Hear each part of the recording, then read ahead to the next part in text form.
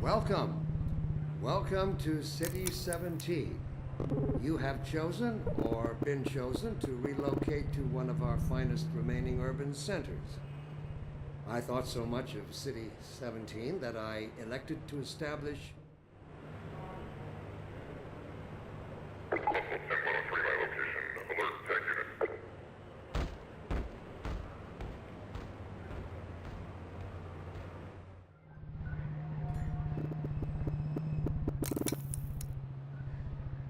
Do you hear that?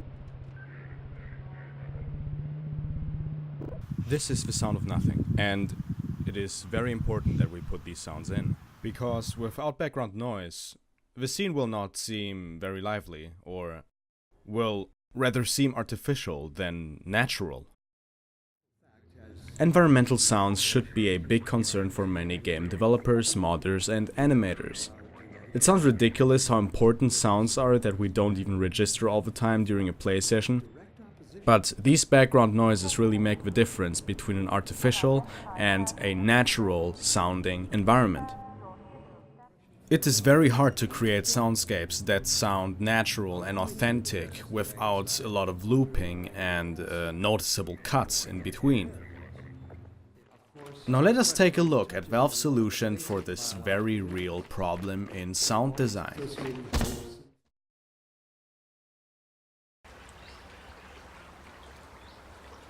Sound is constant, unpredictable, but sometimes also expected. Depending on your environment, you can expect to hear many different sounds. I live in a city, so I tend to hear cars driving, construction work in the distance, but also many insects and birds, since our city is quite small. In an environment like City 17, the soundscape is very different. While you can hear constant background noise, it is paired with gunshots in the distance, with maybe a dropship or helicopter flying by. Something else entirely to the quite peaceful neighborhood I live in. In order to simulate natural sounds in the background, the Source engine uses Soundscapes, and these Soundscapes basically play random sounds at random intervals so that they seem natural and authentic and fit for the environment the scene is taking place in.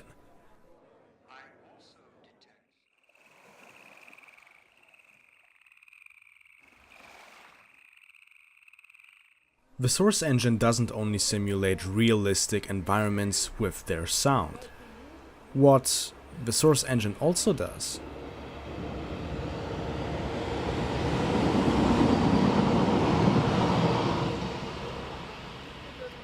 is simulate space.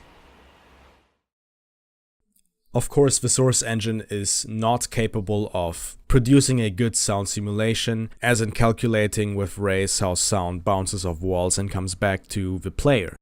Of course, this is not possible because the engine is too limited for that.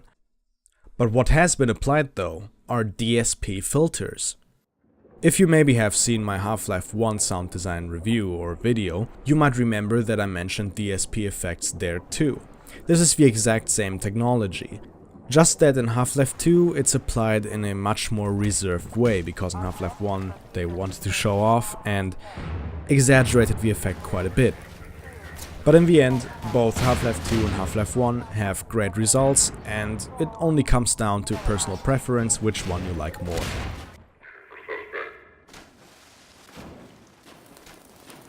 The combination of reverberation effects and soundscapes really make environments feel alive. They make environments feel like real places. And this is what makes Half-Life 2's world so believable. In closing, think about what a scene might sound like when nothing is happening in it. The sound of nothing is very important, and more important as you might think. Half-Life 2 and all the other Source engine games manage to create good soundscapes with good reverberation. Many games don't do that, and especially many mods that I've played do not feature any soundscapes or reverberation effects. So please, modders, animators and game developers, think about that.